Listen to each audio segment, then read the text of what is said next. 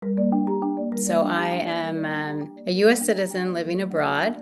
I lived the first 30 years of my life in the U.S., different parts of the U.S., most recently in North Carolina. So I'm a North Carolina voter. I moved to Toronto. My husband's from here. I've lived here for the past 25 years. We've built our family here. I have two sons who are young adults, also U.S. citizens, and they voted in their first election in 2024. House Bill 958 would have a devastating impact on overseas voters, including voters like my sons who were born abroad and have never lived in the state. There's been an effort over the past year and a half, as far as I've seen, to make voting more difficult for North Carolina's overseas voters. That started with the Griffin Challenge in about a year and a half ago in the North Carolina U.S. Supreme Court, no, sorry, the North Carolina Supreme Court race. And since then, I've been actively tracking what's going on in the state.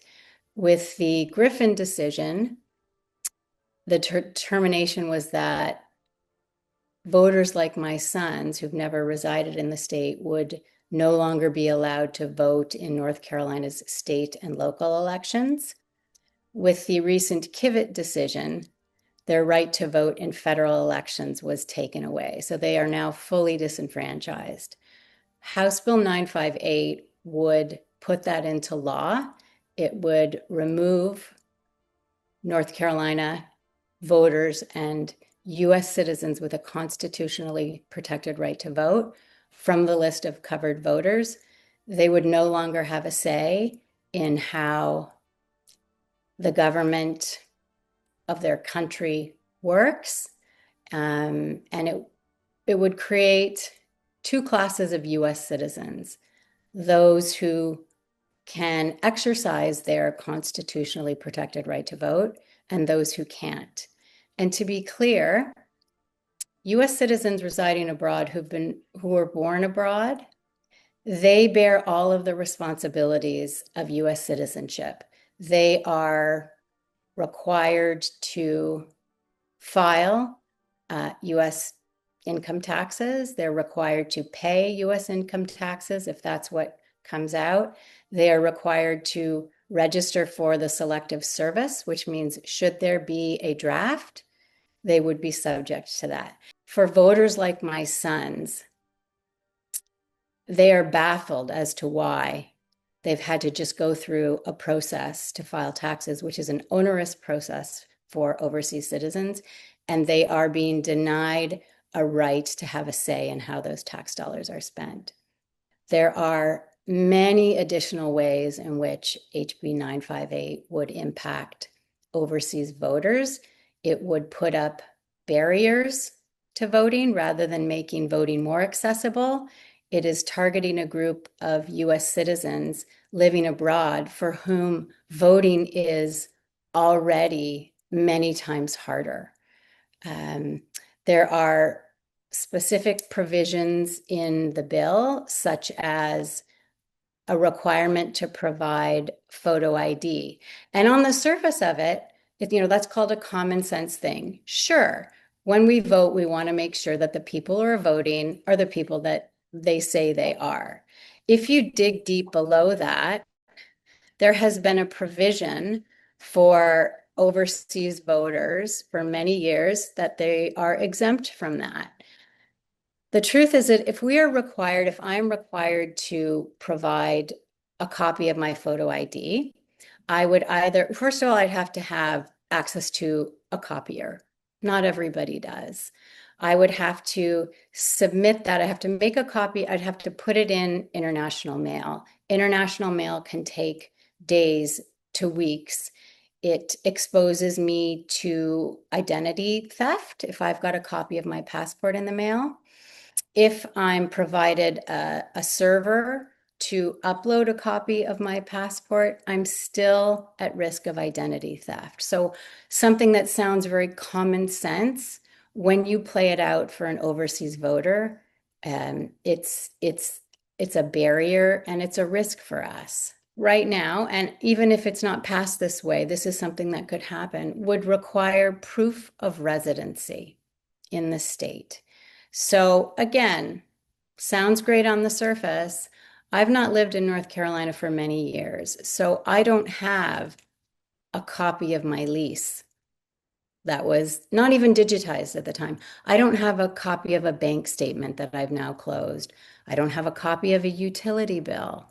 So these kinds of things are going to, um, they're going to disenfranchise people. We're not going to be able to participate and vote. Um, there are other things like an opportunity to cure one's ballot. So let's say I submit a ballot, an overseas voter submits a ballot. There's something small, there's a lack of a signature, there's a minor typo, there's a something. As I understand it, HB 958 will provide an opportunity to cure one's ballot. The turnaround time is 5 business days. So for an overseas voter to get, maybe an overseas voter doesn't have easy access to an email. I mean, it's possible for an overseas voter to receive notification about what they need to correct and get that back to their local county board of elections within 5 business days is absurd. And the final thing I'd like to comment on is the new push right now to voter roll maintenance, let's call it, where voter rolls are being run through state and federal databases to make sure that people who are voting are eligible to vote. It's a very reasonable idea. We know that there are false positives. There are eligible voters who, because they don't match specifically, can be flagged.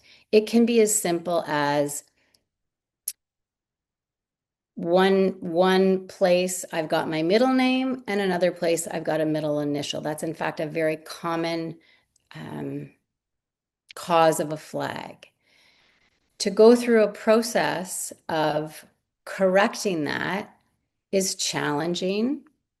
It's not impossible, but if that kind of thing happens too close to voting day, that's again another barrier. It's an unreasonable expectation to place on overseas and military and overseas voters. So I think there are many ways that HB 958 will negatively impact, will have a chilling effect on overseas voters. And I think that I don't think, I think some people understand.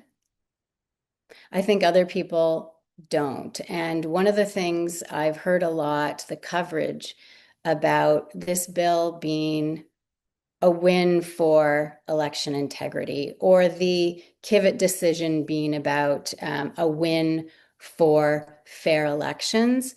I think that's misguided at best. The ruling and the proposed law are not about election integrity. Ultimately, whether they're intended to be or not, the impact is disenfranchisement. There are nearly 32,000 overseas voters in North Carolina in 2024. And we know that the razor thin margins, the Republican primary, no, was it? Yeah, it was a Republican primary in the state, a handful of votes. The Griffin Challenge, dozens of votes. Every vote matters. And I think that the narrative about election integrity is not what is being experienced by overseas voters. I'm proud to be an American. I think American ideals are worthy and exemplary. I think there are a lot of people in the United States right now who are locked out of participation in their government. There are many inequities, let's say, in the country. The one that I can comment on is about being disenfranchised. My sons, if this bill passes, my sons have lost their right to vote. That is a fundamental right in a democracy. And we cannot call ourselves a democracy if we are disenfranchising our citizens. Everybody deserves to have a right to vote. So, my case, overseas voters in North Carolina, is a specific case, but my view is that this is part of a broader attack on voting rights across America. It's happening at local level, state level, and the federal level. And I think that if we're thinking about the United States at 250 and we're thinking about what's happening with voting rights in our country, we are not on the right track. We're going in the wrong direction. The things that are happening in North Carolina are being replicated in other parts of the country.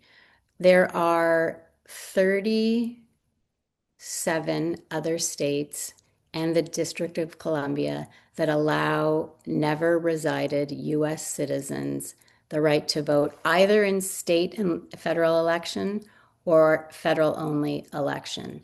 So with the Griffin Challenge and the success with the Griffin Challenge to disenfranchise never resident voters from state and local elections, there are now copycat lawsuits taking place. In the past 6 months, 9 months, a year, there have been 3, 4, 5 copycat lawsuits in other states across the United States. And I believe with the recent Kivett decision that extended the disenfranchisement to federal elections, I suspect that there will be additional copycat lawsuits. So unfortunately, North Carolina, whether it's a testing ground, whether it's leading the way in these kinds of efforts to make it more difficult to vote, it's certainly what I've been observing.